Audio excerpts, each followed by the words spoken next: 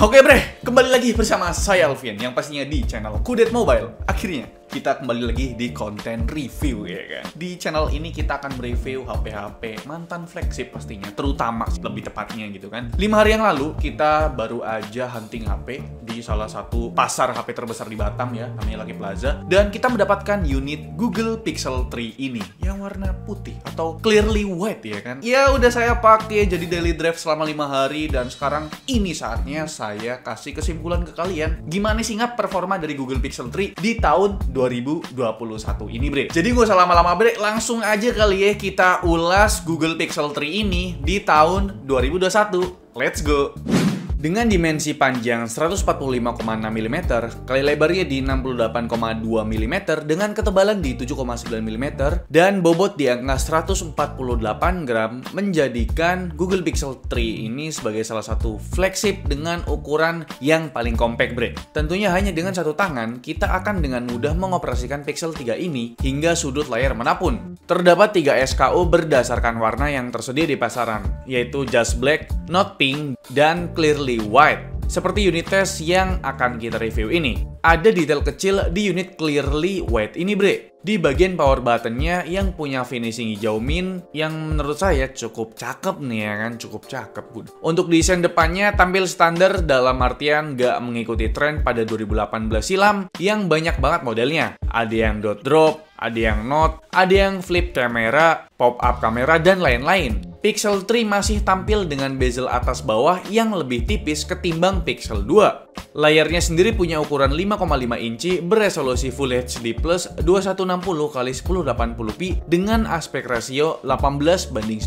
Panelnya sendiri udah pakai POLED yang dilapis Gorilla Glass 5 dengan fitur andalan berupa HDR display. Pindah ke backdoornya masih pakai bahasa desain khas Google Pixel yang disebut glossy mid matte atau kaca bertemu matte. Hanya aja rasio glossy-nya semakin mengecil ya, kira-kira 1:5 dari keseluruhan backdoornya. Di sini juga masih ada logo Google dan sensor fingerprint. Secara build quality, frame HP ini berbahan aluminium, sedangkan backdoor belakangnya berbahan kaca yang dilapis Gorilla Glass 5. Saat di genggaman, terasa solid dan gak licin berkat 4/5 permukaan backdoornya punya finishing matte bre. Pixel 3 juga udah punya rating IP68 yang artinya aman buat basah-basahan. Soal performa, dikala brand lain ngasih kapasitas RAM yang jumbo, bahkan sampai 8GB nih, Google masih pede dengan RAM 4GB-nya buat si Pixel 3 ini. Wajar sih, dikarenakan UI yang dipakaikan Android stock berbasis Android 11, yang mana itu ringan banget bre, karena nggak ada custom apapun. UI-nya sendiri kalau cuma sekedar aktivitas standar macam sosmed, multimedia, dan buka all shop masih smooth banget dah dipakai di tahun 2021 ini.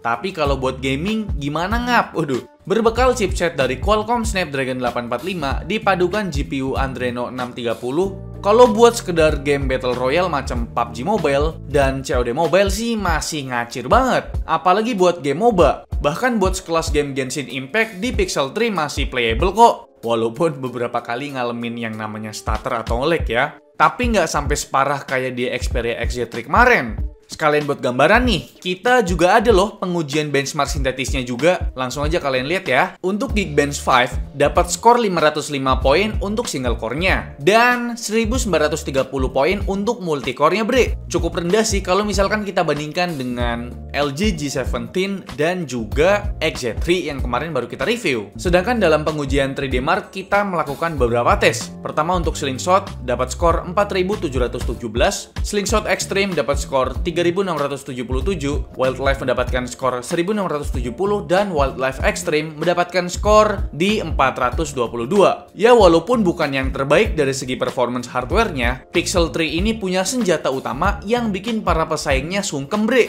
Apalagi kalau bukan dari segi kameranya. Emang sih kamera belakangnya cuma berlensa tunggal atau sendirian. Tapi lensanya bukan kaleng-kaleng bre. Punya sensor beresolusi 12,2 megapiksel dengan bukaan f1.8.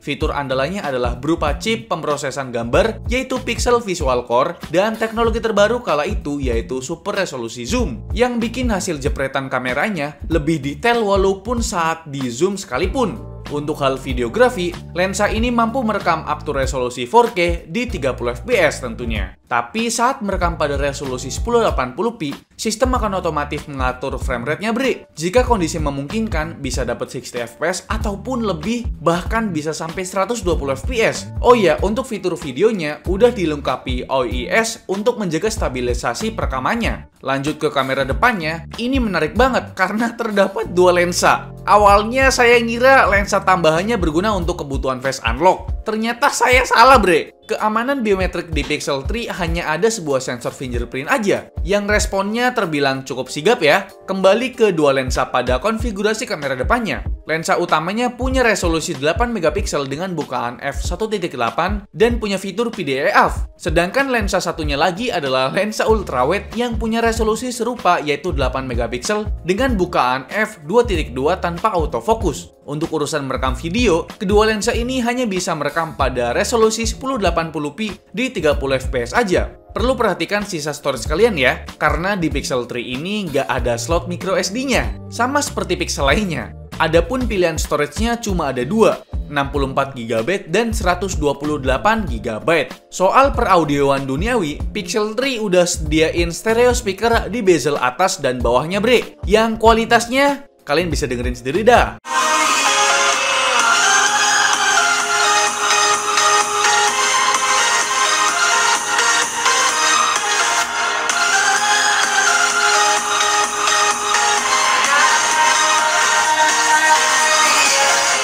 Penempatan stereo speaker seperti ini bagus banget, bre. Google good job dah. Karena memang nggak nutupin pas kita lagi main game, kayak speaker yang ada di bagian bawah deket port charging. Jadi ini bagus banget dah. Di Pixel 3 udah nggak ada jack 3.5mm ya, sama seperti di Pixel 2. Kalau soal baterainya, ini emang jadi hal yang menakutkan buat user Pixel ya. Walaupun kebanyakan user Pixel nggak pakai HP-nya buat gaming. Tetap aja, banyak user mengeluhkan baterainya boros, bre. Dengan kapasitas baterai sebesar 2915 mAh, saya mendapat screen on time atau SOT sekitar 7 jam lebih ya, dengan penggunaan lumayan intens, terutama untuk tes kamera dan bermain beberapa game. Menurut saya pribadi, unit yang saya tes ini masih punya performa baterai yang bagus. Ya walaupun di tes kemarin, kondisi jaringannya terhubung ke WiFi aja, bukan pakai jaringan SIM card. Mungkin ini yang mempengaruhi kinerja baterainya ya. Mungkin kalau misalkan pakai paket data bisa dapat 4 jam lebih lah ya. Untuk urusan isi dayanya, udah ada fitur USB Power Delivery 2.0 yang bisa kasih daya up to 18 watt dengan media USB Type-C. Terdapat juga fitur wireless charging pada Pixel 3 ini, bre.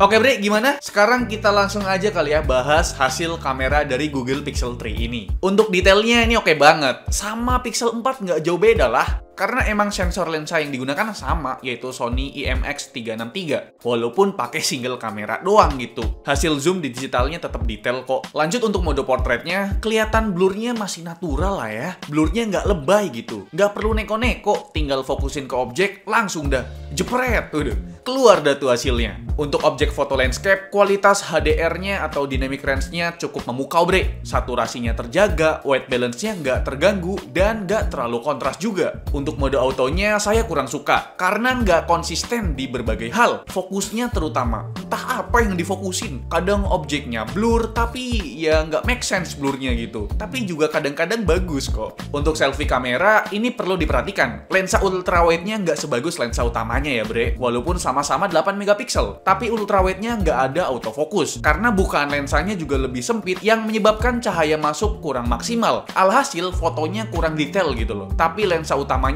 jos banget dah ini. Nah ini untuk night modenya, andalan dari Google Pixel 3-nya, bre. Kontrasnya dapet, detailnya nggak hilang, walaupun ada sedikit noise ya. Warnanya juga sedikit oke, sedikit aja.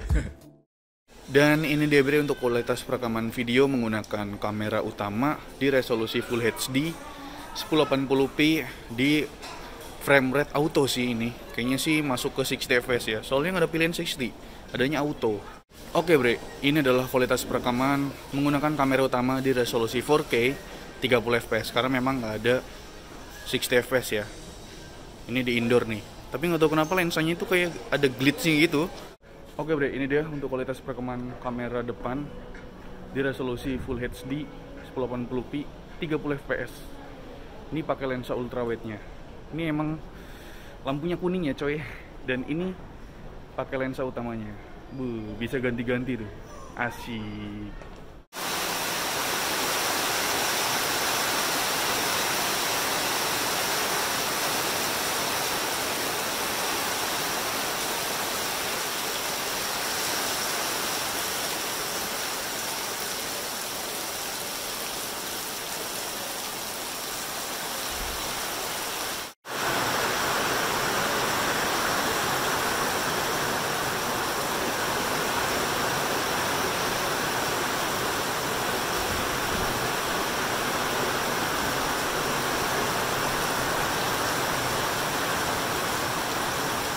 Oke bre, itu dia untuk ulasan dari Google Pixel 3 di tahun 2021. Nah, sekarang kita bahas mengenai performa gamenya, walaupun tadi udah dibahas. Maksudnya kita lebih bahas settingan grafik dan bagaimananya lah gitu ya. Pertama, buat PUBG Mobile itu kita dapat Smooth Extreme ataupun HDR Ultra. Ya menurut saya buat main game PUBG Mobile ini nggak ada kendala sama sekali, lancar aja ngerasainnya di 60 FPS. Sedangkan buat game COD Mobile kita dapat grafik high, frame rate max, dan grafik very high dan frame rate very high juga. Buat main COD Mobile nggak ada bedanya sama PUBG Mobile, bahkan kerasa lebih smooth grafiknya bre, lebih lancar aja mainnya. Sedangkan buat main game Mobile Legend dapat settingan Ultra HD mode, lancar banget tuh buat main Mobile Legend ini. Dalam kondisi perang rame juga nggak ada tuh namanya drop FPS atau drop frame rate ya. Sedangkan di game Asphalt 9 ini kita dapat grafik high quality, dan buat performanya sendiri kadang di beberapa skenario kayak misalkan nabrak mobil, scene yang sinematik itu ada sedikit nge-lag ya. Nggak parah banget sih, cuma sedikit doang. Dan yang terakhir ini adalah Genshin Impact. Di game Genshin Impact ini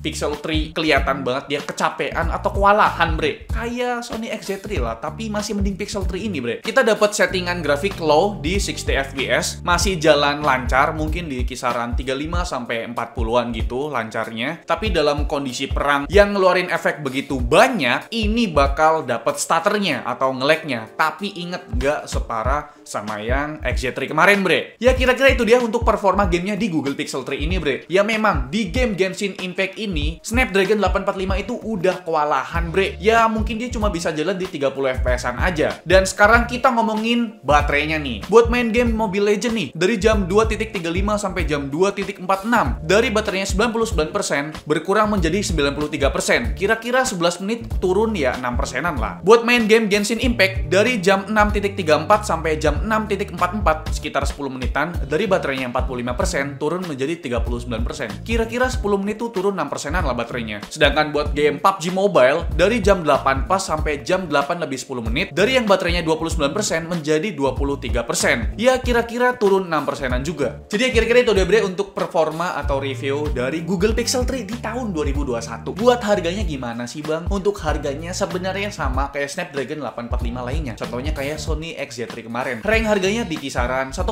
sampai 2,2 juta di storage 64 GB. Jadi kesimpulannya bre, Google Pixel 3 ini buat performa gamenya mungkin cukup oke, cukup doang. Tapi buat game berat kayak Genshin Impact, capek pak, beneran capek nih HP. Buat kameranya oke banget, tapi hasil fotonya, hasil videonya saya kurang suka ya. Like video ini kalau kalian suka, dislike kalau nggak suka tapi jangan di dislike, dan jangan lupa untuk tekan tombol subscribe-nya warna merah kalau misalkan kalian belum subscribe channel ini pasti. Selfie yang selaku host di channel ini mengucapkan terima kasih.